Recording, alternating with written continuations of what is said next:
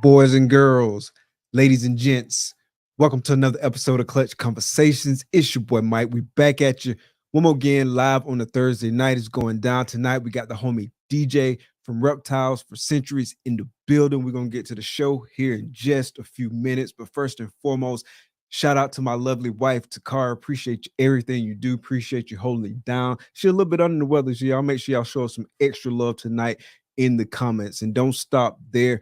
Make sure to show the channel some love as well. Hit that like button, hit that subscribe button, and smash that notification bell so you can get notifications each and every time we drop a video here on the channel. And don't forget, Clutch Conversations is available on all major podcasting platforms.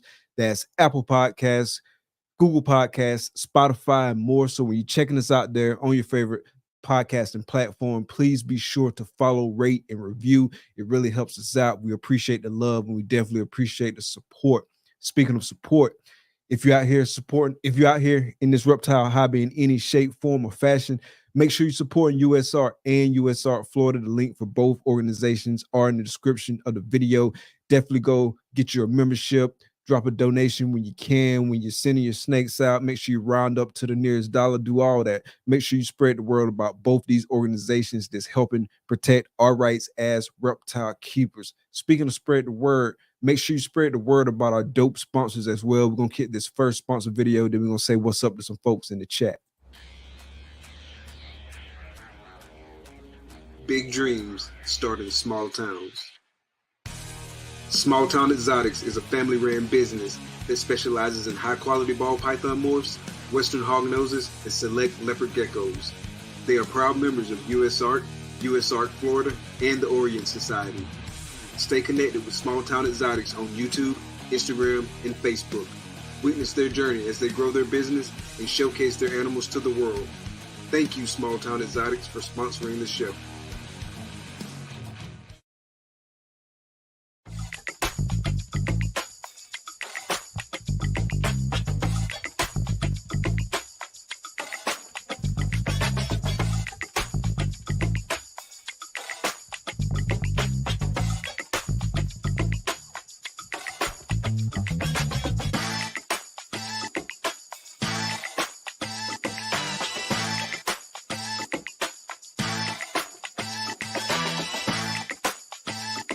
Art comes in many forms.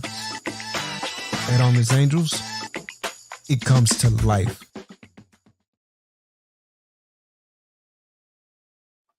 Shout out to the sponsors, man. Appreciate you, Shane. Appreciate you, Justin, man. Really appreciate all the support. Let's see who we got in the chat tonight. Got the homie Sammy in the building. What's good, brother? Appreciate you coming out. Appreciate the support. Benny from Bone Daddy Serpents. What's good, brother? Appreciate you coming out. Rock, what's good, bro? Appreciate you coming out. Appreciate the support. Tom, what's up? Low Life Exotics in the building. What's good? Got the homie Malaysia Wiz Constrictors in the building again. Shout out to the Wiz Tank fam. Appreciate you coming out, folks. Big Tank Hank in the building. What's good, brother? Good to see you. The homie Bosa, the Sultan of Support himself. Appreciate you coming out. Appreciate the support. What's good? Moon over Miami. What's good, homie? Appreciate you coming out. Got one of the sponsors in the building. What's good, Matt? Appreciate you coming out, brother. Ray and Charles, what's good? If it's your first time coming through, definitely hit that subscribe button and smash that notification bell. Scaled Worm in the building. What's good? Appreciate you coming out. Got the homie Eric's More Factory in the building. What's good, brother? Appreciate you coming out, fam. The homie Logan, what's good? Appreciate you coming out. Appreciate the support. Big Ed in the building. What's good, homie? Appreciate you coming out. Got Dale from Constricted Reptiles. What's good? Florida in the building. Appreciate you coming out. Appreciate the support. We got the homie Keys, an ex-Florida alum in Georgia. Now, what's good? We're going to stop it right there on the homie. Appreciate you coming out. Appreciate the support. We're going to kick the intro, then we'll be right back to the show.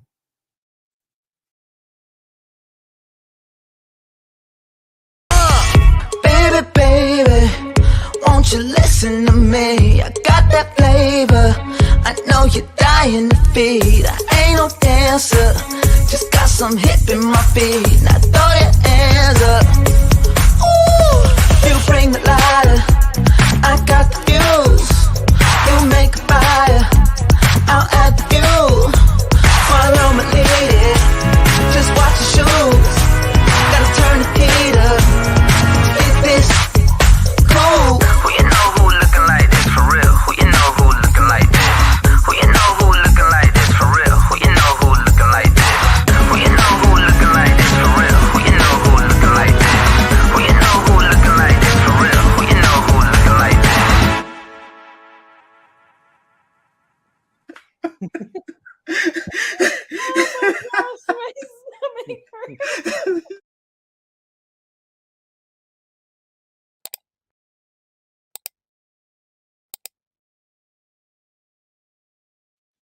Episode 108, Reptiles for Centuries.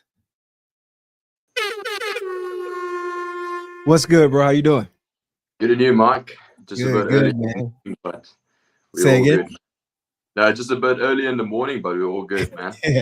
Yeah, man. I appreciate you making some time in your schedule to join us at 3 a.m. your time, man. Round of applause for this, man. No stress, man. No, I'm just honored to be on your show. I just checked the intro. You had some amazing guests on already. I mean, it's a huge honor to join your show as well, man. I appreciate that, bro. I really appreciate it, man. It's good to have you, man. Really looking forward to catching up with you, chatting and talking some snakes, man. Should be fun. For sure, man. Looking forward to it, eh? Looking forward to it. Yeah, man. So how's your day been going, or how was your day going? Obviously, it's like middle of the night for you right now, but what was on the reptile agenda for today? Yeah, so yesterday we took some pictures of all of the new.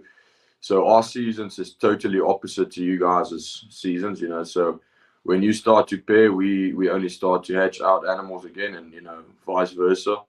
So yeah, we set up some of the hatchlings earlier this week, and then we took some pictures of, you know, all of the hatchlings that hatched out, and yeah, just busy editing some of the pictures, going through all of them and making sure which ones is the, you know, the adequate ones in terms of quality and stuff like that. And then yeah, I just had a couple of guys over to come look at some snakes, and yeah, further just a good day at the snakes, man. Nice. Yeah, I definitely want to get into like your overall process and how the season's going and stuff like that. But before we get too far into all of that, so give us kind of the rundown for those that don't know about like how you got into breeding and kind of like your start in the reptile industry. Yeah, so I turned 22 actually in January. So I've been keeping you know, reptiles, you know, for majority of my lifespan, or my you know, my life. You know, I've had my first bearded dragon I got when I was at the age of 5 years, and in the following year I got a pair of corn snakes.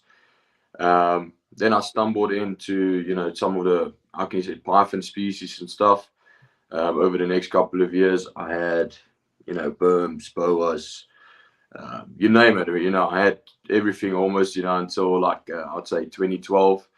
And that's where I really started to you know, go into the ball pythons. I did have ball pythons prior to that, but I only had a, you know, a pair of normals.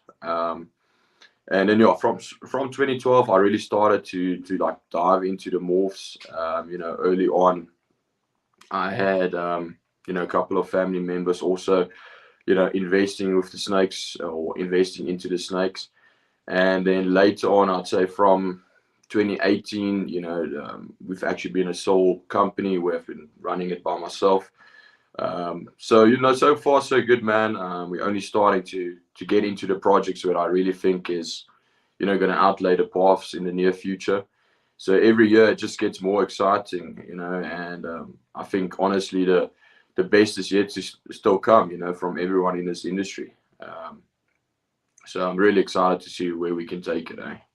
Yeah, facts, man. Like it's crazy, like how many different genetics, how many different combos, and just like we haven't even really like hit the tip of the iceberg, right? It's just the tip of the Yeah, I iceberg agree. for a lot of this stuff. It's so many things to be done with a lot of these projects. Like I talk a lot of time with like some of my friends about like the double recessives and the triple recessives, and how really there's really only been like a, considering like how many possibilities that are out there, there's really only been like a small amount of things made, or at Yeah. least things that's made and for sale and stuff like that. So it's so much further to go with it. So what drew you specifically to the ball pythons when you start getting the ball pythons? Were you thinking in terms of breeding, or at the beginning was it just kind of like keeping for you?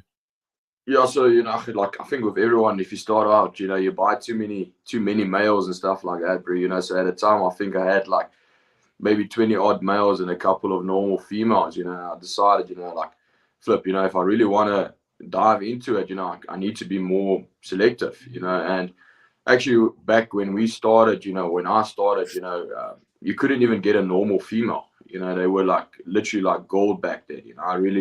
I remember, literally going past like pet shops and stuff like that just to collect the normals, just to get some normal females and stuff. But the snake that really drew my attention towards breeding, specifically, the ball pythons, were the pieds. I remember still, one evening I was scrolling through someone's website, a local breeder's website, and I saw the pied ball python. That's really where how can you say, my fascination for the genetics of the animals really started to evolve, and really to see, the true potential of the ball python genetics. So I'd say, I think I was just mind blown, by the pied, to see an animal like that. I think, the general public and, even myself back then, I was used to the albinos and maybe the odd white snake, but a pied is completely different. So I'd really say, the pieds is really where, my true passion started for the genetics. And still to the date, my favorite animal is just a plain pied, just because they're so unique. Nice, nice. So kind of thinking about your initial mindset when you really start taking the breeding piece of it seriously, how has kind of your mindset evolved since then as it relates to like how you do your business, how you're thinking through your projects? Like talk about that evolution over time.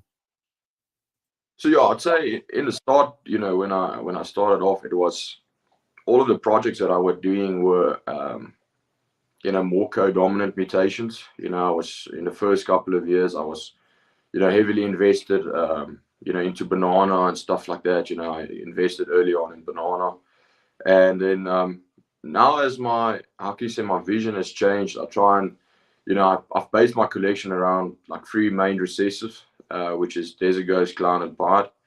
And then I try and incorporate, whether it's being other recessives or other co-dominant mutations into those three main recessives. And over the years, what I've seen is it's important for myself and for my collection going forward, to breed with animals which will have a long-term value in my collection. I like to keep animals back, which is especially females. If I keep back females, I like to keep back females where I can pair with them at least 3 or 4 seasons. So. And what I've also seen is to keep back animals as far as possible to avoid, making difficult ID situations. In the start, I used to just pair, not just pair animals together, but I wasn't so selective necessarily with the amount of genes in the combos. But now I'd really try and pin it down to make the IDs also a bit easier. In some cases it's a bit harder, but as far as possible, I try and avoid pairings which will, cause some confusion and stuff like that. So I think how my mindset has changed over the years. I think it's just going into certain projects where I didn't necessarily like go into, just because I actually see the true potential of the projects now.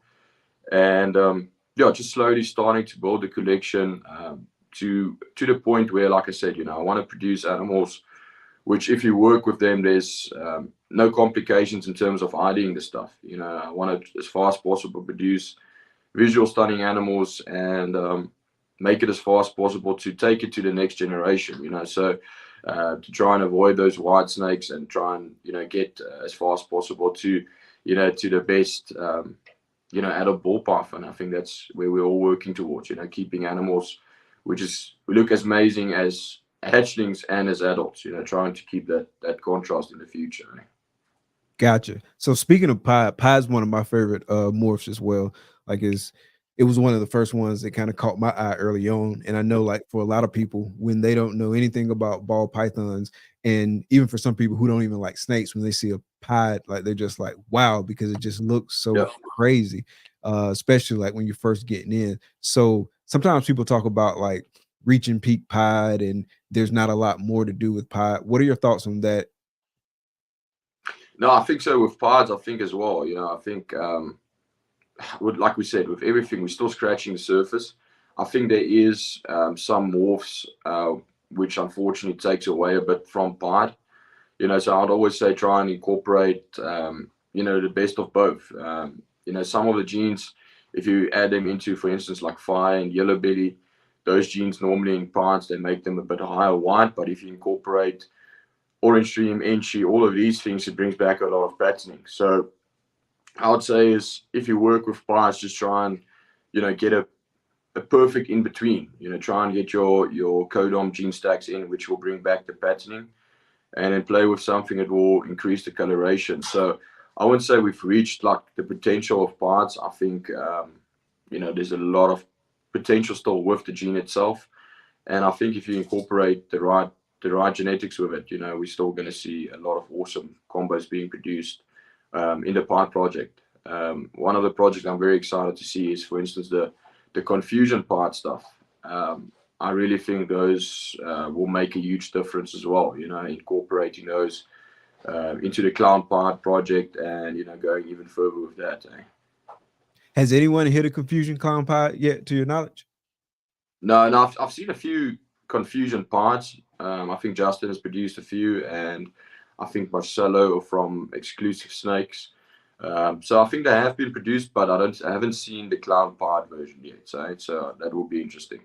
Yeah, I think that'd be nice too. I remember seeing I think it was, if I got the genes right, I think it was a confusion blackhead pie that was real nice. Like it was Yeah, like super dark, and it was a lot of pattern on it too. And so it's like a nice color palette on it. I thought exactly. that was dope. That's another gene, especially in the clown parts, which I think it's going to work. Well, works very well. I mean, we saw that one from Justin, the blackhead leopard clown part. I mean, that animal is insane, man. You would have thought actually blackhead would have removed a lot of patterning from the clown part. It actually did the total opposite. It made it I can say, a very low white expression, and it brought it in a lot of contrast as well, which I think is very important, especially with these projects. I think you need to have the perfect mix of both. Dark and light genes. I think that's where it's definitely heading into to get contrast out of the animals, and I think that blackhead does that extremely well as well. I want to call out this super chat real quick. Appreciate you both. Appreciate the support, homie. Yeah, I think it's still a good bit to be done with Pied and just kind of tinkering with like some genes that maybe haven't been worked in a lot to see like what else can have like a good effect on the Pied. But to this day, Yeah, like, Pied's one of my favorite. yeah. The thing is, man, that there's with all genes, there's certain genetics that don't work in part. It's applicable, most of the genes. So I'll just say is, try and, like you said, try and work the X factor, try and do something different. Go for those combinations which hasn't been made before. For instance, I made a spot nose clown part combo the previous season, and when I made the pairing, I was like, flip, I'm most likely going to end up with a high white snake or complete white snake. And it ended up actually having a lot of pattern distribution, so, and we didn't know that until we actually bred the spot nose clown pieds. Prior to that, we saw the spot nose pieds and they were almost like spider pieds, so I think just try and go outside the norm.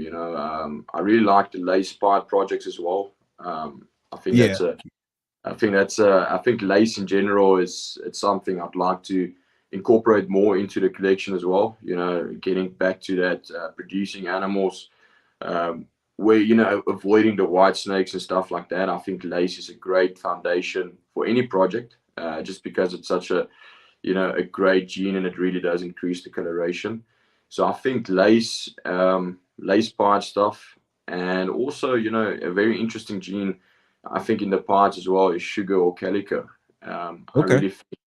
I think you can really disrupt the patterning with sugar and calico as well. And I think if we start seeing, those combos being produced as well, I think it's going to also, make some waves and stuff. Eh? Okay. I don't know if I've seen a sugar or calico pod. Like, how'd you say it reacted with the pod? Like, what does it do? So it's very like almost like what yellow belly does in parts. It increases the pixelation and just breaks up the part saddles. But with sugar, it's actually like more extreme. You get a real like very highly pixelated part saddles. And the nice thing about what I've seen is with sugar, it brings in like a different color spectrum. So I hatched out one animal. I'll send you actually after the podcast. It's a OD yellow belly inchy sugar pod, and it's actually got the saddles of the pod is like two different colors. So the one saddle's got like a higher orange, and the other one is more of like a slight light gray almost with the orange. So it actually changes the color spectrum completely as well. So and sugar is one of the genes that I actually didn't incorporate, in the collection early on. I actually when I started off, I had a butter sugar male many years ago, and I never even bred with the male, And then later on, I started to work with an OD yellow belly sugar female again, and that's how I started to incorporate sugar back into the collection. Eh? Gotcha. Have you ever had any issues like with breeding sugars? No, no, Okay. no issues. Eh? No issues. No touch wood. No issues so far, man. Eh?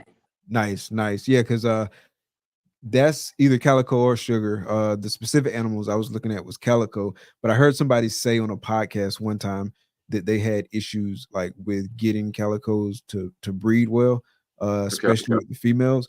But then I asked around, and everybody who I asked around and talked to had the exact same answer as you. They hadn't had any issues. So that's definitely one I want to get in the collection.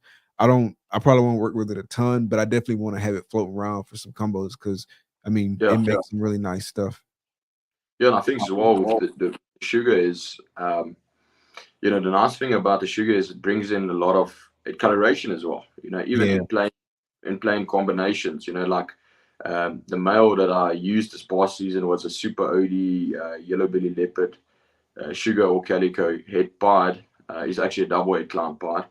And I must say, I think to work with that animal just as a co-dominant gene stack and incorporate that into Ultramore, Monarch, Hypo, and even like Desert Ghost, I think will make a huge difference because there's already this added orange from the sugar, and of course then the other interactions of Orange Dream and Yellow Belly.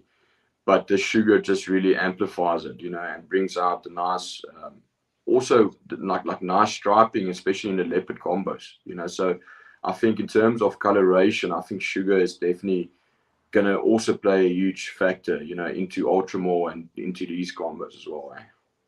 Nice. I guess since we're on the morph talk, we can just continue diving into it now. I know Ultramel is another one that you work with quite a bit, and I also work with Ultramel too. I still think that's a highly untapped project. There's a lot to do with Ultramel I still. agree, man. I agree. I totally agree with you. So, Ultramore is one of those. It's something that I'm very fond of. It's a project that I've got. Also, besides Desert Ghost Clown and Pied, it's also something I've got like quite throughout in the collection. And I must say, I agree with you. I think it's very untapped. I think we've only, started to scratch the surface, especially like with the Clown Ultramore combos as well. I think if we start incorporating some darker genes to really also bring it back to contrast. I mean, Ultramore works amazing with black past or black haired, all of these type of genes. So I think if we start incorporating that into the Ultramore Clown projects, I really think that's going to be an amazing project to be working on. Monarch and Ultramores is very similar but different. Definitely, there's a difference between them. I'll be also diving into Monarch a bit, but the main focus will definitely be Ultramore as well. Eh? Nice. Yeah, 100%. Ultramel is definitely untapped. It's a lot to be done with it. And you're working Ultramel Kikis, right? Yeah, so I've got I bought from I haven't started. Well, I've got a male in the project, so I've got a yellow belly genetic stripe double head ultramore clown from Carl Hoffman, Okay. and he's going to be my main male for this coming season to try and push that project, the ultramore Kiki project. Okay. So I think maybe in the next, let's say, 3 to 4 years, maybe we can pin it down and see what I think, with the genetic stripe clown project in general. I think, we've seen some awesome combos being produced, especially the Desert Ghost clown genetic stripes. I mean, Justin has been putting out some real amazing animals from that project. And I think if we try and, do something similar with the Ultramore, but, maybe I really want to get something into the genetic stripe project, which disrupts it even more, brings out more patterning. And I think, there's a couple of genes that will help with that. It's just to really get that gene that will really make that pixelated patterning, because the Kikis are awesome. And I really think, if you can even broaden those teardrops and, those striping, I think it will be really awesome to get more contrast out of the project as well. Facts, facts. Yeah, confusion is a gene that Yeah. works well in that project. I haven't seen a confusion Kiki or confusion Kiki combo, but I did see it was a confusion Krypton Desert Ghost genetic strike. And the Okay. patterning on that one was crazy. I don't know if you saw that one, but Justin posted it a few weeks back. But like the pattern on that was crazy. Great. And Yeah. like we had been talking, Justin Thomas from Armless Angels, me and him had been talking back and forth about like the Kiki project because we're both working it and like DJ Kiki stuff like that. And we had been talking about for the longest like how we think confusion is going to look well in that project. And so I definitely think confusion is one of those keys, and then getting some other stuff in there too to kind of like add to that pattern, and it'll be dope. Yeah, the thing is, man, and I think Justin has shown it plenty of times. He's brought some of the stuff that you can't think or react in certain combinations and just brought it to life. So I think, to really push those projects, you need to go to the unknown almost. You need to do something which is out of the ordinary to see if it's going to work. It can be a hit and miss, or it can be a home run. It just depends on how the gene stacks work. And I think I like confusion. I've really tried to incorporate it into my clown projects and even to my other projects. And I think in terms of also working again with a pattern disruption morph, I think confusion works extremely well. And I think later on, if we start seeing for instance, confusion tri-stripes, I think that's going to be another like major animal. I don't know why. I just think it's going to really break up that tri-stripe patterning, which I think with the tri-stripe, that's another gene. Genetic stripe and tri-stripe is very similar. They're both, how can you say, striped animals, but there's a huge difference, of course. And especially with those two projects, my end goal would be with them is to, as far as possible, disrupt that patterning. To see if we can still get that, striped animal, but maybe if we can get some extra teardrops or extra markings coming down the side. And for instance, that's what I think, genetic stripe and tri-stripe, if you incorporate it with like puzzle, for instance, I think that's going to be a real interesting project as well to see like puzzle genetic stripes, puzzle tri-stripes, and stuff like that. I think that's going to be interesting as well. Are you working tri-stripe as well? Yeah. So this past season was the first season where I actually bred some tri-stripe stuff. So I worked with a tri-stripe head desert ghost male that we imported from the UK. And I put him to some ultramore females. I put him to some DG females. And in the last clutch was the tri-stripe head DG to the hypo spot nose desert ghost. So I think we were able to hatch, I think it's 2.3 spot nose DG double head hypo tri-stripes. And I think Nice. there were 0.2 triple head tri-stripe hypo DGs. So I'm a snake order, man, so probably most of those will just end up in the old back rack in any case. So I'm very excited about that project as well, man. I think tri-stripe is also very untapped, very, very untapped still. Yeah. One of my favorite tri-stripe animals that I've seen was that ultra male tri-stripe. That was nice. Did you see that one? Yeah, it's insane, man. It's Yeah. That thing is insane. I think Justin made us all jealous with that one pairing he posted the other day. I think it was pastel tri-stripe DG to the ultramore tri-stripe. Amazing pairing. Nice, nice. Real quick shout out. Shout out to the sponsor. Appreciate the homie Justin. Appreciate the super chat. Yeah, confusion keeps the way to go. For sure. For sure. Yeah, man. So what are some other kind of underrated genes that you don't think on a lot of people's radar that maybe they should be paying attention to? I think vanilla, which is a very simple codon, but it's just getting back to the factor. How can you say, like, getting back to the factor of not producing white snakes? I think vanilla. If you have vanilla on both sides, you're not going to end in a, how can you say, direction where you can't go even further. If you have vanilla on both sides, you're just going to end up with a stunning animal. And at the end of the day, it just avoids all of the confusion, in terms of IDing the animals yet again. And I think vanilla plays a huge factor, even in clown combos. I've really liked what vanilla does in general clown combos. I produced the OD Super Vanilla clown, and it's so reduced, man. I think if you add Hypo and Desert Ghost into those projects, it's going to make a huge difference. So I think vanilla is definitely a gene which is, in my opinion, underrated. And I'll definitely say if you can incorporate it in some of your projects.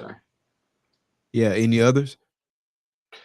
Yeah, a few of the other ones I really like. I think most people are starting to get into it now as the Xantic projects. I think those are also, it was for many years.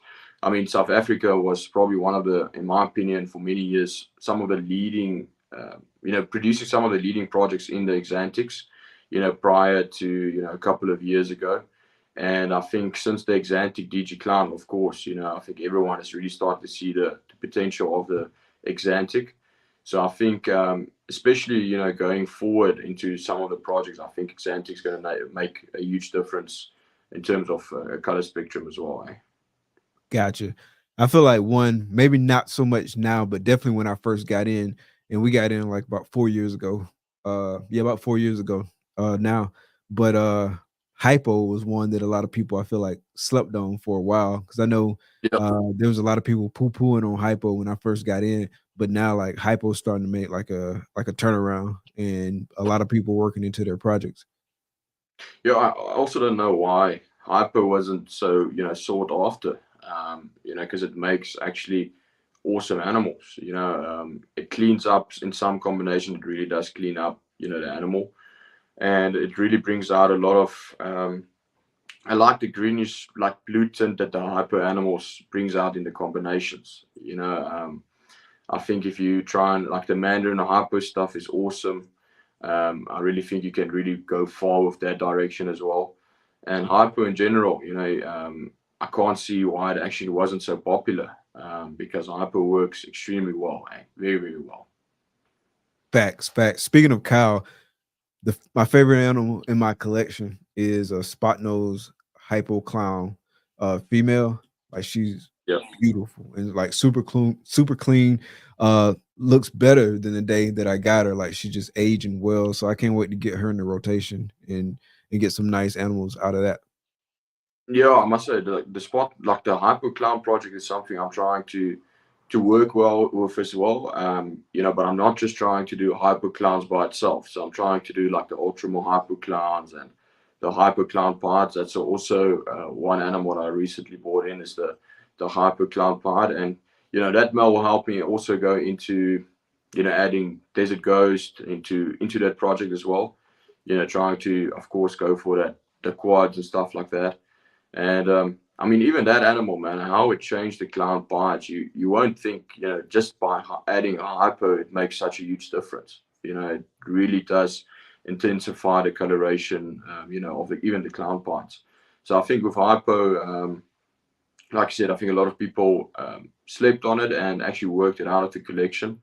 But I think, if you work it into the right combinations, you're not gonna go in the wrong direction. I mean, any dark combination works very well with hypo as well. Blackhead, chocolate, even confusion stuff, GHI, all of these things. I think really with the hypo, you can't really go wrong if you work, even the darker stuff. Yeah, facts. So you brought up Xanthic getting worked a lot in South Africa. Are y'all working like, well, I guess let's back up a little bit. So what is the reptile or breeder community look like in South Africa? Like, is it fairly prevalent, about the same, like ratio wise as the States? I know you don't know the exact numbers, but like how jumping is the reptile industry over there? Yeah, you know what, man? It's nowhere compared to you guys.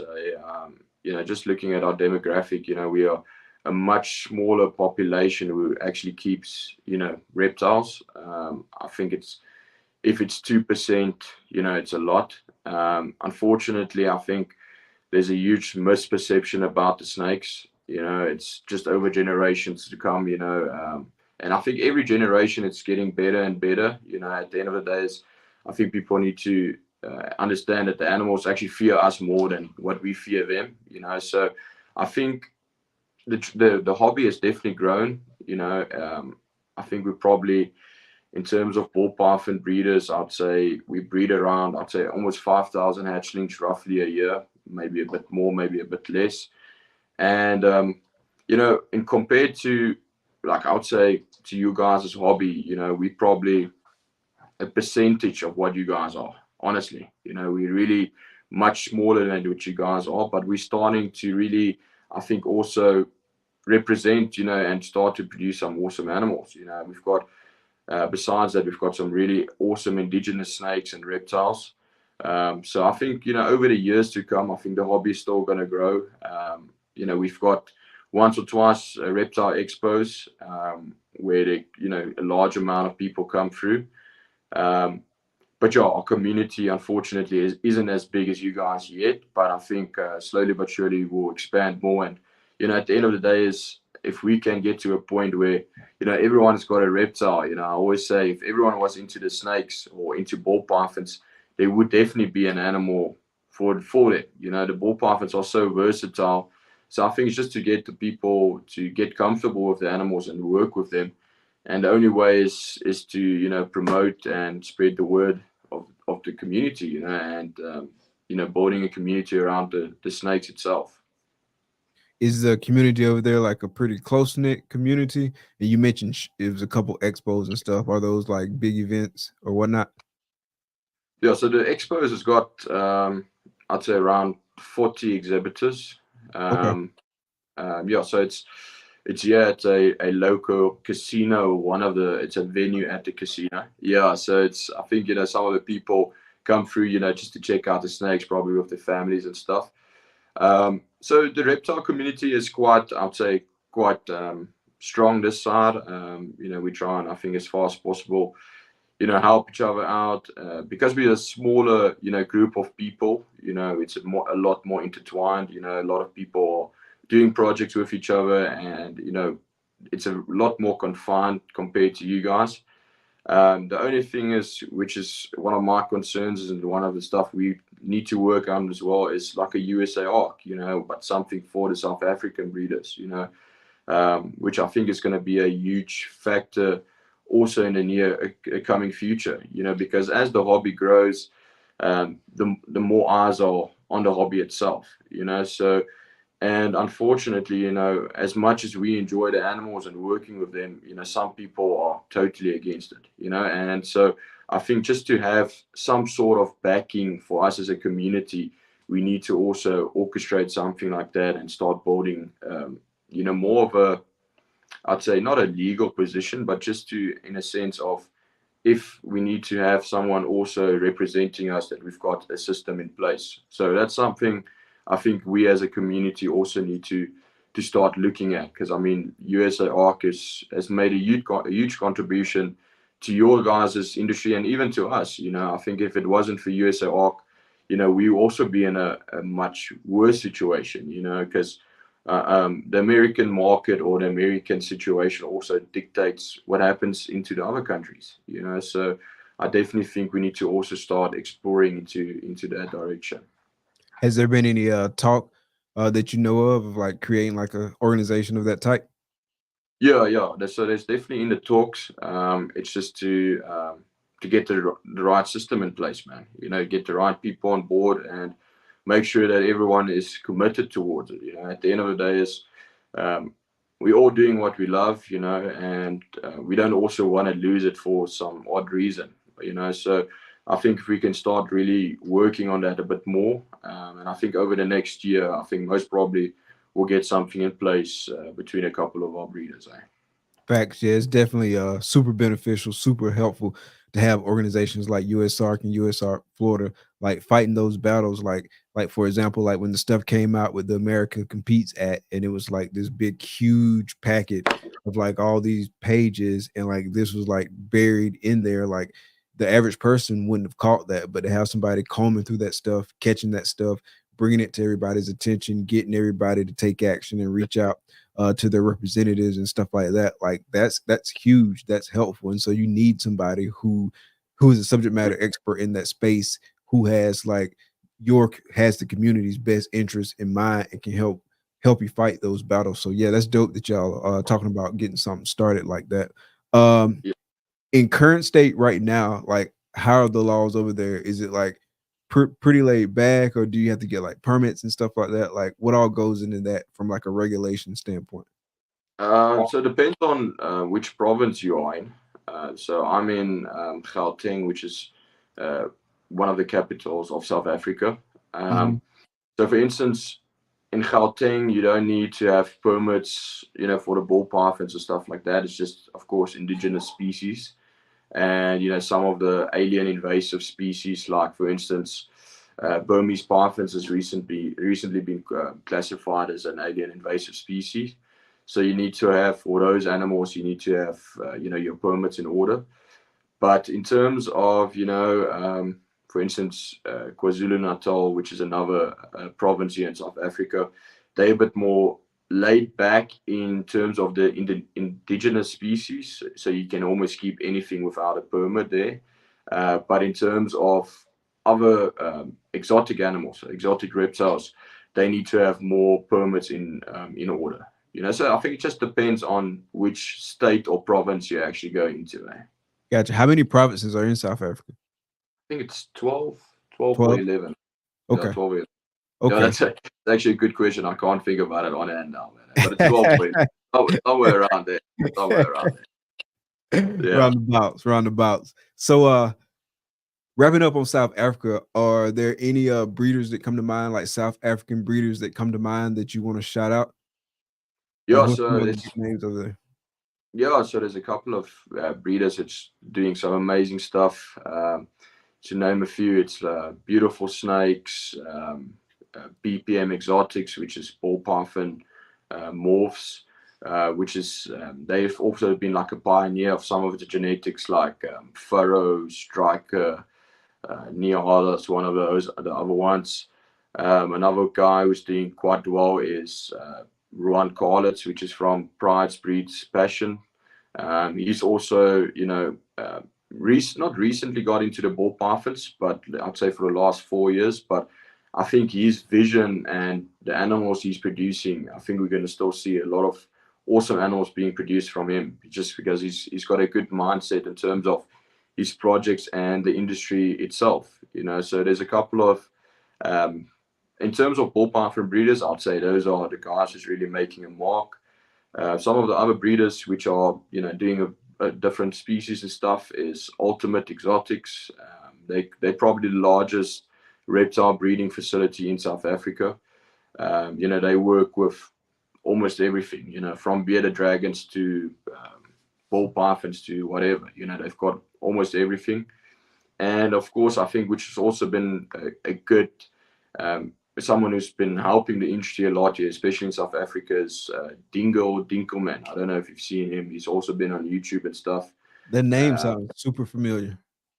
yeah, but he's more into like the conservation than necessarily breeding the animals. You know, so which is also good, because he's also got a different outtake, in the industry. Nice. Hey, I want to take a real quick sponsor break. Then I want to get back and start talking about last season and this season, breeding wise too. But I want to take a real quick sponsor break. We'll be right back in just a second. No stress, man.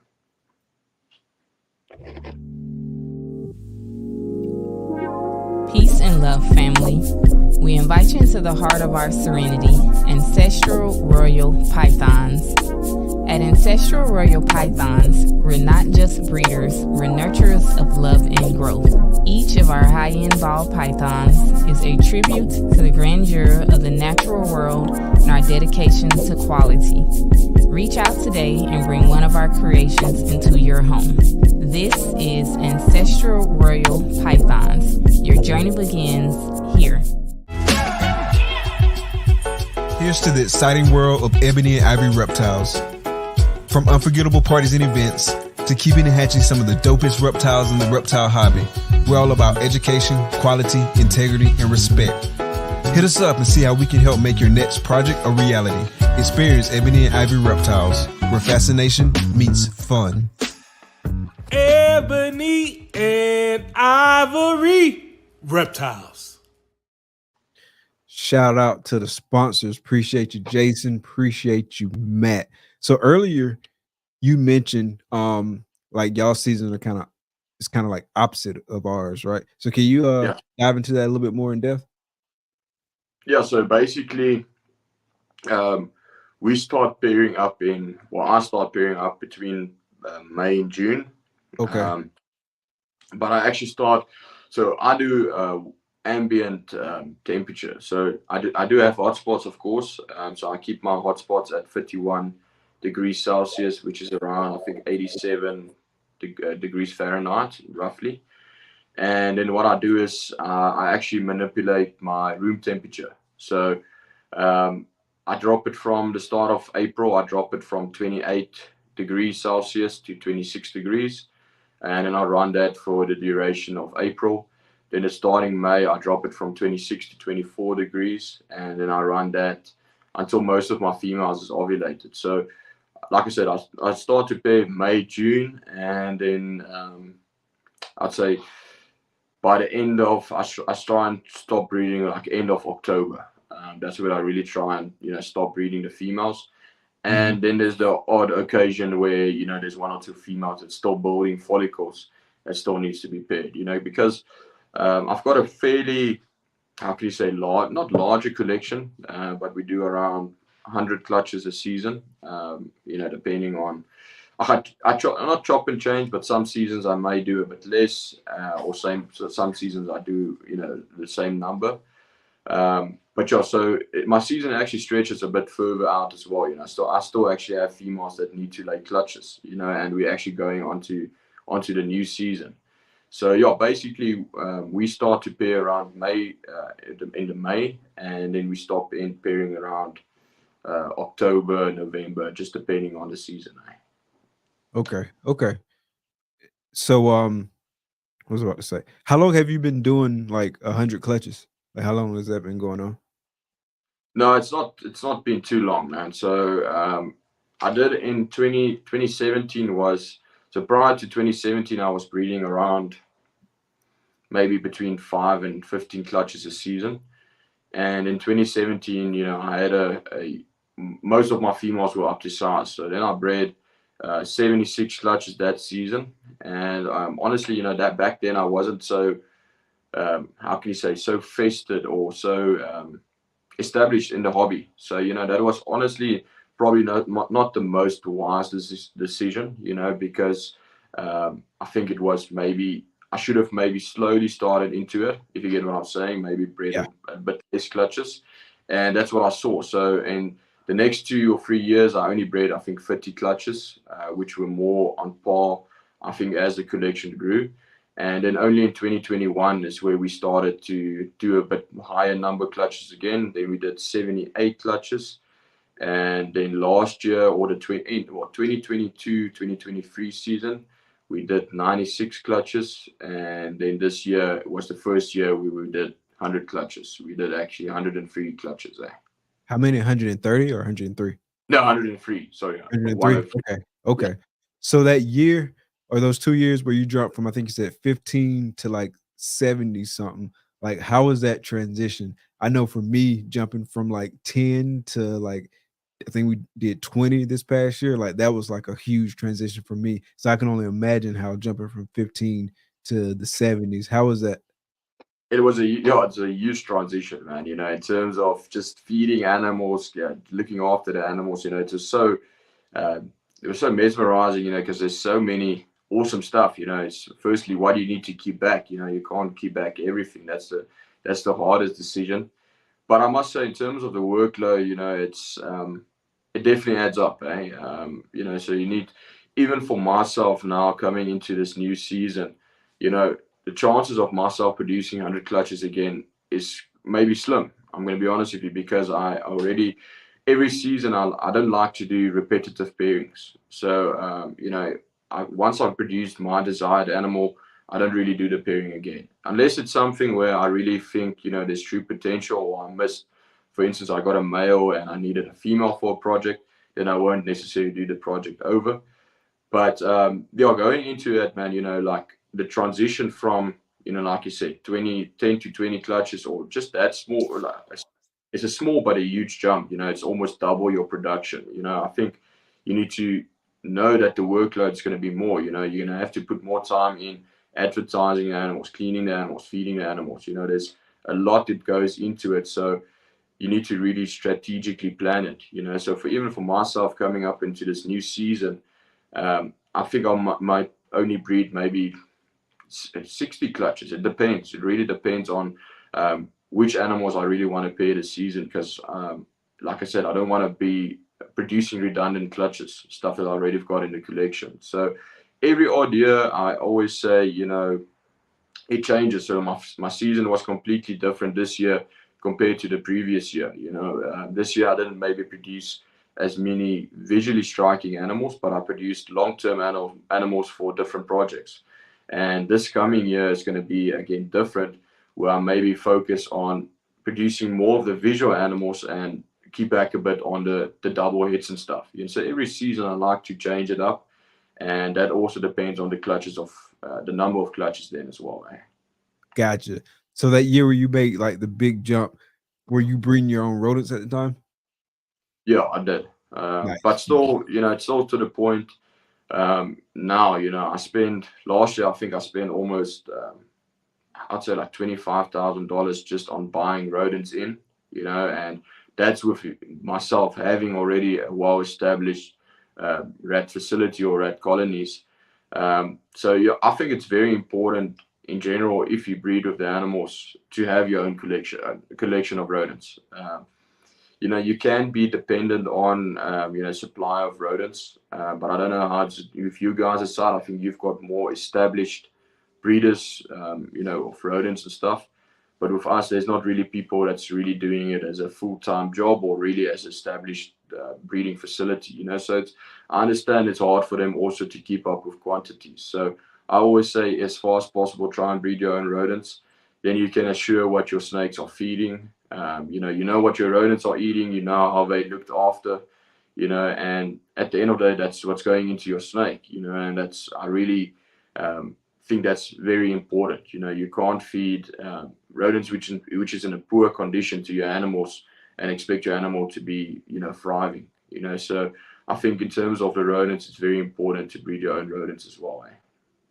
Gotcha. So what are some of the most exciting projects that you're looking for this current breeding season? Yes, man. Which one's not? There's so many actually, but I'm really excited. I bought a OD puzzle double-head ultramore hypo from CTH Reptiles. Nice. I think it's Chandler.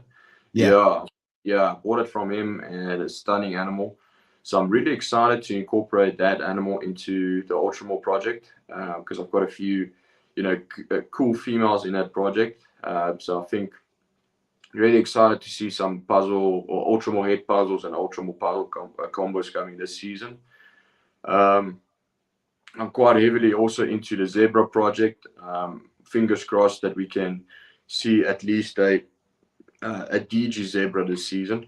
I've got a couple of triple head females, already in the racks and stuff. So hopefully we can see some of those coming up. And I think it's a no-brainer is the mandarins as well. I think they've got some, some good potential and some hype around it at the moment.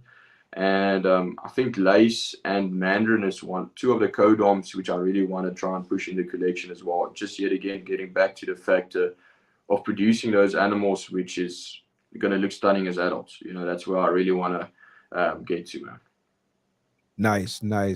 In terms of holdbacks, like you mentioned earlier, you can't hold everything back. Like, are you tempted more often than not to hold back a whole bunch of stuff, and you have to kind of talk yourself out of it, or are you pretty disciplined with that? Yeah, it's a difficult. Yeah, man, it's a very good question actually. It's hard. Yeah, so it depends. It really depends on the project itself and where I'm at with that project. If it's something I really want to, how can you say, make a baseline in the collection, I'll maybe keep back a bit more animals from that project. But yeah, each season it varies as well. So last year I kept back. So most of my pairings that I make, there's very few pairings that I actually make, which is for the market, if you get what I'm saying. So most of the pairings I make is for potential holdbacks. So I'd say on an average, I try and keep one baby per clutch, as far as possible if there's something I want. So like last year or the 2022-2023 season, I kept back, I think it was 80 animals. Okay. And those were really like very specific animals. There's one or two animals that are, that I saw weren't like part of the projects which I sold on, but it was very few selective animals. So I'm very specific in what I'm keeping back as well, and where my baseline of collection yet again is, which is desert ghost, clown, and pipe. So I always try and incorporate, animals which will work well with those animals in the near future as well. Gotcha. I realize there may be more than one answer to this, but like just thinking back, like what's that one that you let go that you wish you wouldn't have let go? Yeah, there's a couple of them. I'd say probably the last animal, which is was probably haunting me a couple of nights. Is the Super OD Leopard Mojave Ultra Mohypo Clown, and nice. she went to South Korea, and that was one of those animals yet again where you say like, do you need to keep it back? Or what's the situation? Because I already had, two other females, two other Ultramore Clown females and an Ultramore Hypo Clown female which I kept back. So now it was a point of I'm just keeping back another female for the sake of keeping, if you get what I'm saying. So, but that's definitely one of the animals that's, will probably one of my biggest regrets, just because it's so stunning, man. Just so stunning, yeah. Yeah, it's hard, man, because sometimes you want to keep it because it's nice, but at the same time you're like, I really don't need it, and so you don't want to like just hoard. But sometimes it's hard though, for sure. Yeah, I think that's probably the hardest thing about the whole industry, man, is selling the animals. Honestly, it's that's probably the hardest thing for myself, just because you can hatch a clutch of Batmans or whatever, and each of them can be, or pies, let's say pies, and each of the babies will look completely different. They're so genetically diverse, and that's where it really gets hard to, you need to also, like you said, you can't hold and keep back everything. So you need to be also specific in what you're doing, and also think about long term, how is this specific gene or this specific animal going to add value to my collection for the next 5 years or 2 years or whatever. That's why I said, I try and, especially if I keep back females, which I know I use year on end, where I know each year I can take it to a different project. That's why I say like double recessive females is a great baseline, in my opinion. I know it's not always as easy accessible, but I think double recessives, just in terms of females, is a really great baseline, because you can get another recessive which is head for that double recessive female, and start getting straight into, you know, triple recessive projects. And each year, either you can do that, or you can put a new co-dominant gene stack to that double recessive female and start working with that project again. Where with a male, I just feel a male, in general, with all males in general, they become redundant after like 2 years, just because, you know, you either breed something which is better or you can replace that animal. But with a female, I just believe, you know, you can just use a year on end to much different projects as well. Right, right. Yeah, absolutely. I agree with that 100%. Have you made a Desert Ghost Clown Pod or Desert Ghost Clown Pod combo yet? Yeah, man. I wished, hey, but I've missed out actually this season. I've got one more clutch for it. It was an OD yellow belly leopard DG head clown or head cryptic, and she's 50% head for pied, and she was bred to a pied double head DG clown. So we're holding thumbs, man. It's definitely in the pipelines. I mean, that's of course one of my dream animals. I mean, my 3 main recessives into one. So I really hope to hatch it out in the next year. I'd say that will be really amazing if I'm able to hatch it out. Yeah, that'll be super dope. Really dope. Speaking of 50% het, do y'all have genetic testing over there? No, so but I did with the last shipment. We did export some of the sheds, so it's just a bit more complicated, just because, you know, they basically classified. It's the same process of exporting an animal, you know. So I did some shed testing through Charlie of Grey Rider Reptiles. Nice. And yeah, in the future, I definitely think I'll incorporate more genetic shed testing. I think it's a great thing for the industry, because it's you know, it clears up a lot of, you know, it answers a lot of questions as well, you know, and it speeds up the timing, and also, you know, it can save you many years in certain projects. So I think it's a huge addition to the reptile hobby. Yeah, absolutely, absolutely. And speaking of like shipping and whatnot, you work with like some American companies, right, for shipping? Because I think I've seen like Bushville Reptiles or something like Yeah. that. Like I saw someone who had it listed on the morph market. They were gonna get a shipment from you. So, do you got that arrangement with just like that particular company, or do you got arrangements with a lot of companies? No. So we've got only currently we work with Nicole and Warren Klein of Bushveld Reptiles, and then their importing and exporting company is Reptile Hub International.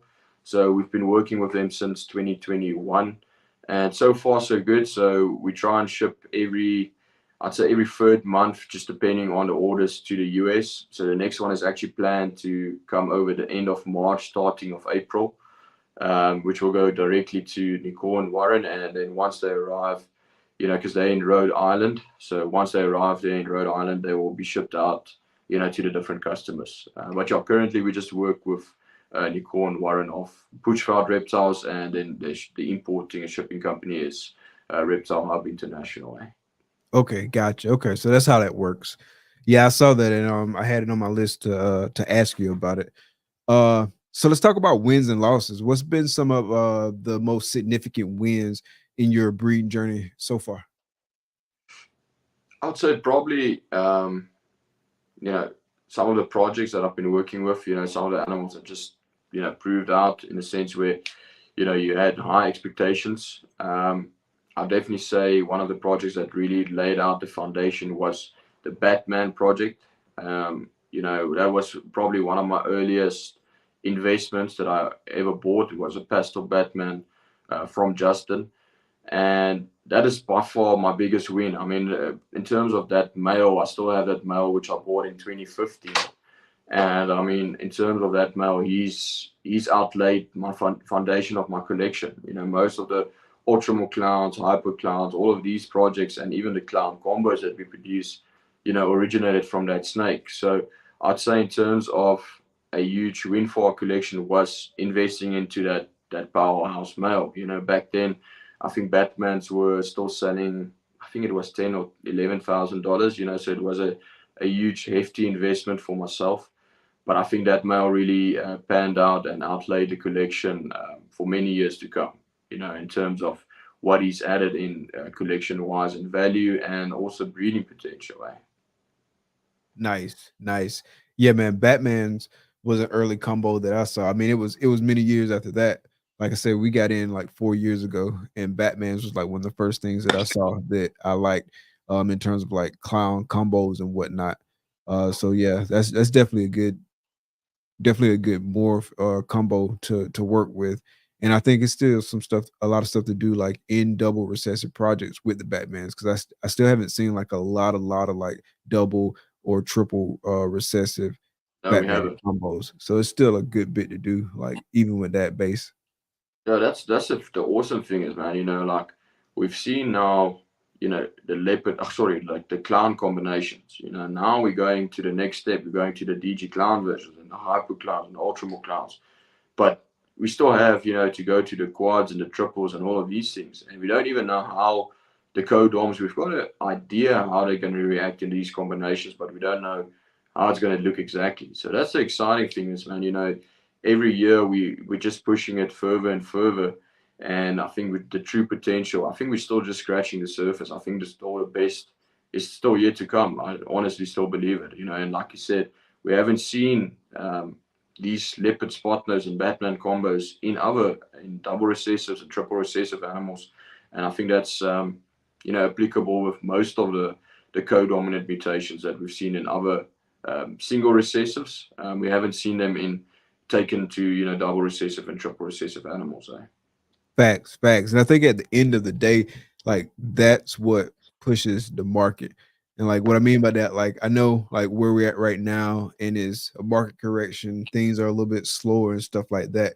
But at the end of the day, it's like that passion for like creating those dope combos and like pushing the genetics forward and just Exactly. pushing the industry forward from an artistic standpoint and just like making really cool stuff. Like that's what keeps the industry going. Yeah, you know what, man? I think everyone, I think we had a couple of great years with the snakes and the ball pythons and stuff. And I think, I definitely agree with you. I think there was, I think everyone could have seen there was a big market correction or whatever.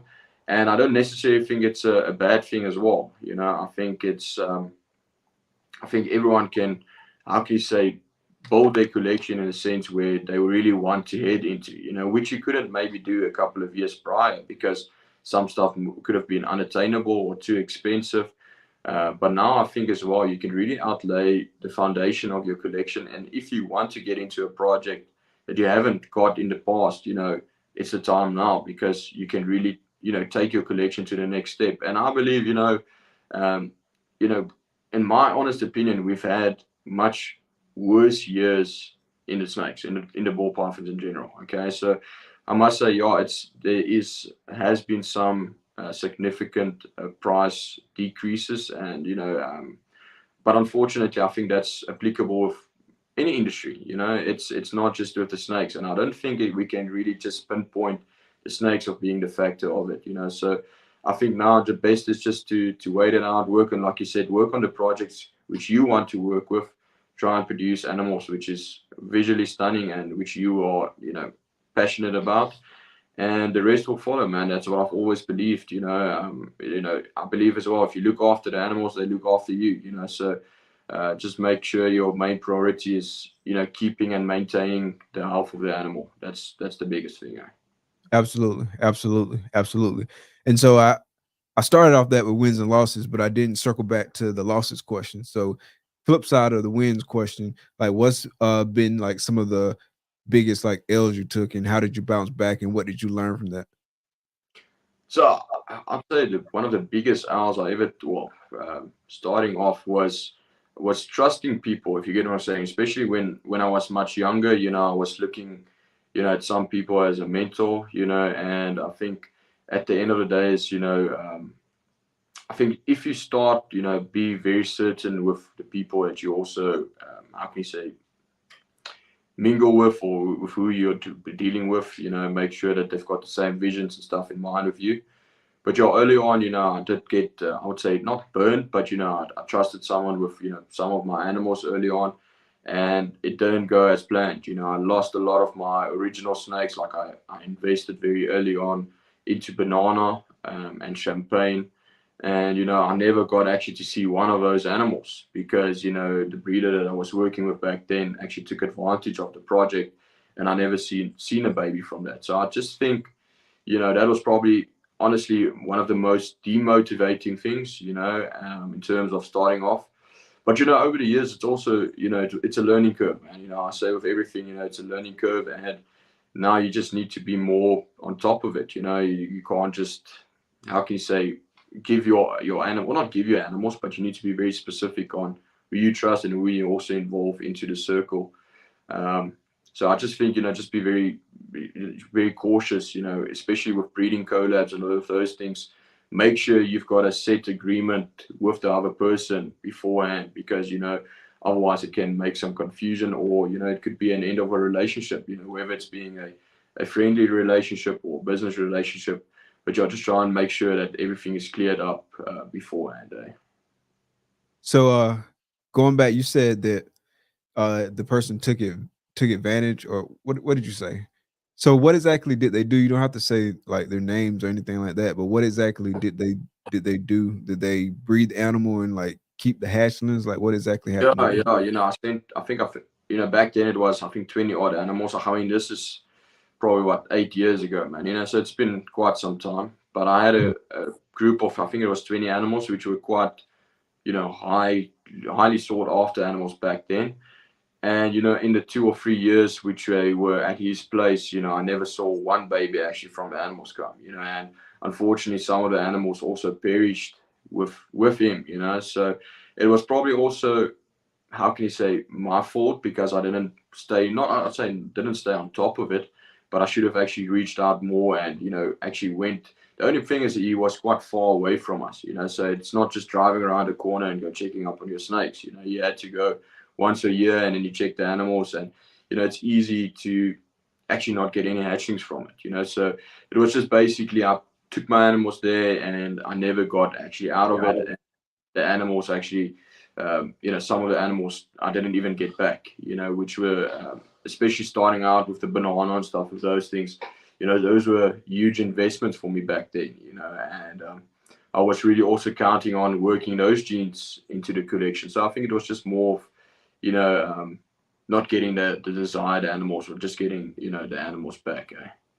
Gotcha. Okay. So moving on from that topic, I do want to talk about like social media and stuff. I know like one of the first places that I came across you was like your YouTube channel. I think that was the first place I saw it. Then obviously followed you on IG and stuff like that. So talk about like your social media strategy and how you approach social media. Yeah, so with Instagram and stuff like that. So we, for long, I was like you say, a couple of years I was like inconsistent on YouTube. I would have posted a video once or twice, let's say in a month, and then I'll be like, off YouTube for another 6 months. So I wasn't really consistent. And at the start of 2022, that's where we started to, I actually got one of my friends to help me with the videos and stuff. So he started to help me film and edit and all of those things. And in terms of the YouTube and stuff, I really think it's a great platform to showcase your animals and to showcase what you are doing and which projects you're working with. So we try and post once a week a video now on YouTube, trying to do a bit of like educational videos as well sometimes, and just showing the projects that we're doing in the collection. But in terms of a strategy on Instagram and Facebook and those things, I don't really have like a certain like strategy, if you get what I'm saying. I just try and stay constant and try and regularly update what's going on in the facility, and also when we post new snakes on Morph Market or whatever, just to update that we've got new animals on the site.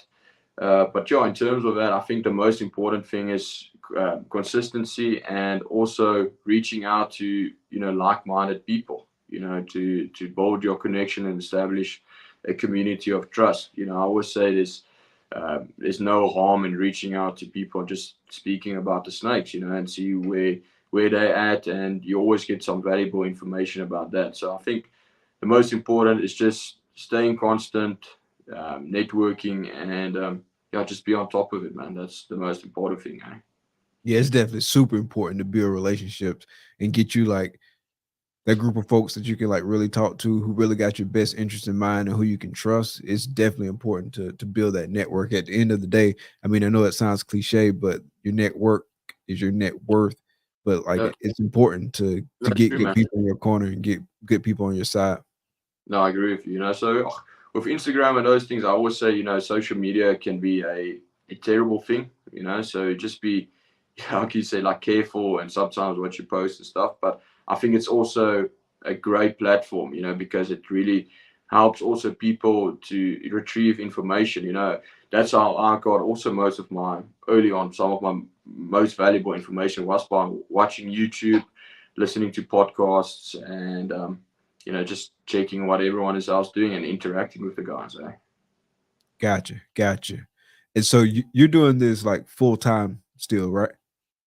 Yeah, so I actually only finished studying this past year. So I was Okay. I was still studying here at a local university. What did you But take up? hey, sorry. What did you take up at school? Like, what was your major? So I did a major in business management. Uh, Nice. yeah. So currently, yeah, it's my I do it full time currently. But I've got here and there. I've got a few other projects that I'm also working on still. Gotcha. Do you ever get burnout any? And if so, what do you do to combat that? Yeah, I think towards the end of the year, it gets quite hectic, especially with the YouTube. Trying to maintain doing once a week a video. It gets quite tough. I think even for yourself, you understand there's a lot of production and a lot of time that goes into it. So I think there is definitely some time where you need to really just lay a bit back and maybe just focus a bit on the animals and just calm down a bit. But yeah, in terms of my easiest way is to, how can you say, like you said, if you're going to get burned out or something like that, it's just to retrieve a bit, maybe go try and schedule, do the YouTube videos and stuff beforehand, try and get them filmed beforehand for a month or two in advance. And then just focus on the animals, man. Just getting back to the animals and working with the snakes. That's where I still get the most of my peace, honestly. Just checking and working with the animals. And I really believe, some people say that the animals aren't so, or the snakes are not so smart or so inquisitive, but they're actually amazing animals, and all of them differ. So just to read and really go in depth and work with the animals is where I really get a lot of pleasure as well. Facts. Yeah. I use a similar strategy. Like to your point, it can be like a lot of grind, a lot of ripping and running. So sometimes you can get burnt out with it. You know what I mean? And so like a lot of times, like I'll just kind of like chill and I won't be on social media that much. I won't check like a whole bunch of messages for a while. Like I just kind of like chill. I'll handle stuff like around the facility, like chill with the fam or whatever. But Yeah, I just kind of like take down my activity in like some of the other spaces, but at the same time, you still gotta like work with the snakes and stuff like yeah, that. And at the that, end of the day, like that's calming because like being in the snake room, just looking, exactly. seeing your snakes grow, thinking about like The future project. plans and stuff like that. And like so that's pretty cool. Like it's just really Yeah, kind of like a getaway. yeah. You know what? And I would say, man, is like another thing is that I've quite enjoyed over the course, the last couple of months. Is I built outside enclosures for my iguanas and my bearded dragons and those things, and just working with those species as well, which is a bit different to the ball pythons. It also brings a lot of joy. In the afternoons after everything, I go out and I'd feed the caiman lizards and feed the iguanas and just spray down the cages and stuff. And that also brings a lot of like calmness. Just working with an animal in a different environment as well. So I would say is if you're in the ball pythons and stuff, and you want to do something as well, just a bit different, like a different animal or whatever, get something which is completely different, a reptile as well, but something that you can also interact with at a different level, if you get what I'm saying, because that also Yeah. sometimes takes a bit of the stress away and, just working with the animals at the end of the day. Yeah. Carpet pythons are like my favorite snake. Like don't tell my Yeah. ball pythons, but carpet pythons, uh and we got 3 different species of carpet pythons, but just like carpet pythons in general, like those are my favorite snakes. Yeah, they're awesome, man. Yeah. I used to have a carpet python. I think it was just a normal. What's it? I think it's I can't remember exactly, but it wasn't just a normal carpet python. Can't remember which Was it like species or stuff. was it a jungle carpet? Yeah, it was a jungle, which is the yeah, it was actually a jungle carpet. Yeah, and another species which is similar is the chondros. You know, I think everyone likes the chondros. I think there's nothing. I mean, they're awesome animals, man. You know, I used to have a couple of them as well. I still have two of them. I actually got them recently, and the chondros are also amazing animal to work with. You know, they're so different and. You know, just compared to the ball pythons and stuff, they, you know, different species, how you keep them and all of those things. That I think it's also just a stunning animal to work with. Yeah, and it's a totally different process. I know at least for us, it was a totally different process. Like with just Different, man. socializing the carpet pythons, there's different challenges you got to work through. I remember like we got a highlighter line jungle carpet python, and I had him in like this little small, like probably like a 15 quart, and I thought everything was gonna be fine, but it was a little crack at the top Okay. and Sure. got Wow. right through it. Got right through it. And I thought it was gonna be fine because I was like, in my mind, I keep all my ball python hatches and this Yeah. is fine. But like he shimmied right on through it. Yeah, you can. It's Like, actually. I mean, it's quite cool to see. Like, I mean, carpet python is quite a. It's not a small species. You know, it's quite a large species of snakes. But I mean, they hatch out tiny, man. You know, so it's quite cool to see. You know, that such a small snake can end up being so big. You know, if you compare it to a ball python, they hatch out much larger. But they're so different. And the carpet pythons, I know, are a bit more nippy sometimes. I don't know how's your experience with them, but they're different, bit more like not on the edge, but they a bit more. Yeah, definitely more on the nippier side, eh? oh yeah, yeah. Especially when they're smaller. Like I got 3 jungle carpet pythons, and all of them were nippy when they were smaller. They've all for the most part calmed down. 2 definitely. 1, he's been doing good. Like he's been on a stretch of some months and he's been just Yeah. fine. But I've been on a stretch of months before and he reverted and Okay. backtracked. Yeah. But Okay. he's been on like a pretty long stretch now and he's getting bigger now too. Yeah. So he might be good to go. We'll see. And That's then we got awesome. Grettles and we got a coastal. Both of those are fine, like as hatches. Okay. I never had any issues with them. They're Oh, like really? Okay. top 10. Yeah. I must say the Bredals are quite cool. The species, I don't think it's necessarily a carpet python species, but I think it's in the same like family. It's the diamond. I think it's a diamondback or diamond pythons. I can't Yeah, remember. that's Morelia too. Yeah. Yeah, those are also amazing, man. I must say those, and I don't think we've got any of those in South Africa.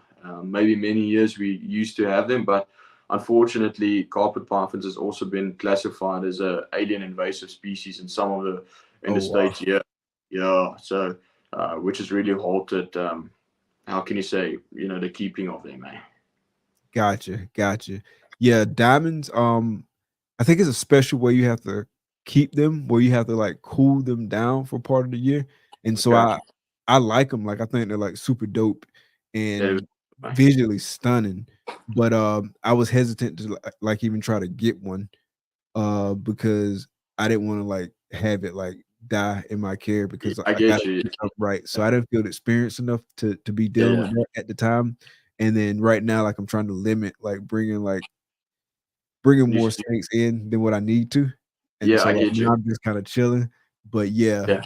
diamonds, real nice, real nice. Yeah, no, they're awesome, man. I must say, you know, even even just the how can you say the Morelia species. There's some awesome animals in that project or in that species of animals. You know, so and it's a bit more of a like how can you say trickier species to keep on. Yeah, I think you know if your setup is dialed in, you know, I don't think necessarily you should have problems. Um, but yeah, they're definitely a bit different keeping, you know, compared to the ball pythons and stuff. Eh? and my coastal girl, she's getting big. Like she's got to be at least 6 feet. Like she's getting big. Like she's getting big. That's Like quite she's not large. super big around, but like because I mean they don't Exactly. naturally get big around like ball pythons, but she's just Yeah. like long. There you go, and I like the head structure of the carpet pythons and stuff. They've got like a very bulky head almost, you know, which is very Yeah, cool. I must say, like, like a whole, you know, a dream animal of mine is the Boolens pythons. You know, those are, you know, oh, on nice.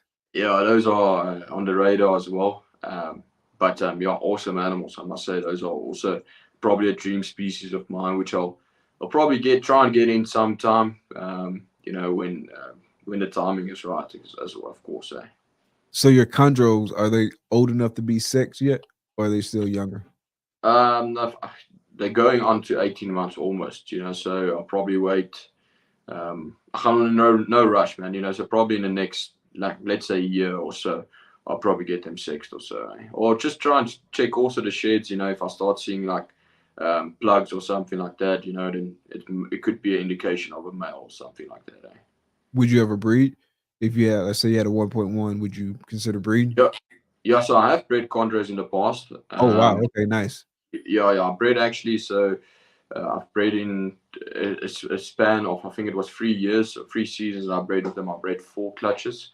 Um, and yeah, definitely that's definitely in the works again, man. It's not something I'm banking on, or which is if it happens, it happens again. But if it doesn't happen, I'm not too bothered about it. But yeah, definitely in the near future, I'd like to try with the chondros again.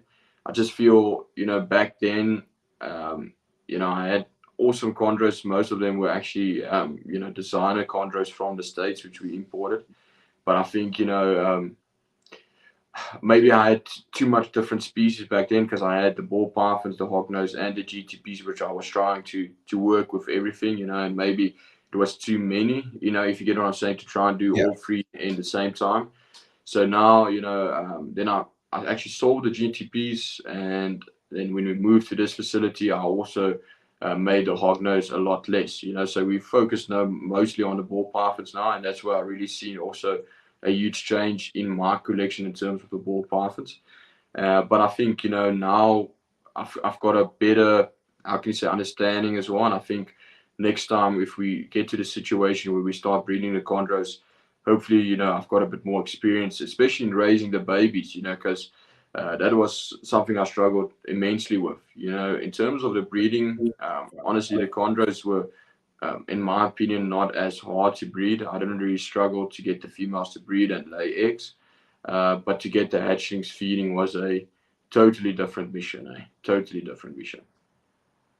So what tricks or whatnot did you have to do? Like I heard, and I don't know a whole lot about like getting chondro hatchlings on food, but like I've heard people talk about like just really like having to sit there with like each one individually and like wiggle the rodent in the face and just kind of get it pissed off till it finally like takes it. Is that what you had to do, or did you do something different? Yeah, yeah, well, man. I tried everything. I think I was able to breed around, I think it was 40 odd or 50 odd GTPs, hatchling neonates. And by myself, I was able to get around 20 to 50 established. And unfortunately, the rest, it was a real struggle. I'm going to be honest with you. And what I did back then, I was trying everything. I was trying to feed pinkies at night. I was trying to actually, brain the pinkies, trying to scent them with either, chick feathers, or actually putting chick feathers on. And some of it was a hit and miss. Some of them were taking it quite easily, and some of them, they would literally grab the mouse item or the prey item, and literally start coiling and just leave it at any time, and then stop eating. So, but now I know like MJ is doing quite well with them as well, and there's a lot of people doing well with the GTPs, and I think it's the same as, as that is also building a community and stuff more. It's I think people are starting to share also more openly on how to get the hatchings and stuff established. So I'm going to be honest with you, on myself, I can't tell you exactly, how to get them established. I don't want to give the wrong information and stuff out now. But I think, there's definitely some tips and tricks that I've seen, people incorporate that I never even thought about it. I know one of the local breeders down here who's also well established with the chondros and stuff. He actually tube fed some of the hatchlings. He tube fed some of them just to get them started as well. With some, it's actually like a liquid cat food almost, so that's also Oh, wow. quite interesting. Yeah. But like I said, I don't want to also give the wrong information out, but I must say that's also a thing that I never thought about, and it actually seems to work. Nice, nice. Yeah. when we first started and start building the collection, I know me, I started like snowballing with stuff and like picking up different species. And the plan at the time was to like breed different species. But then once I started learning more, I started like slowing down and started thinking about it differently. It's like, Yeah, let me pump the brakes a little bit. As far as breeding go, I'm just focus on ball pythons for now. yeah, I'll keep the species that I got, but I'm not like in any kind of rush to breed or anything like that. Just enjoying the keeping component of it for now.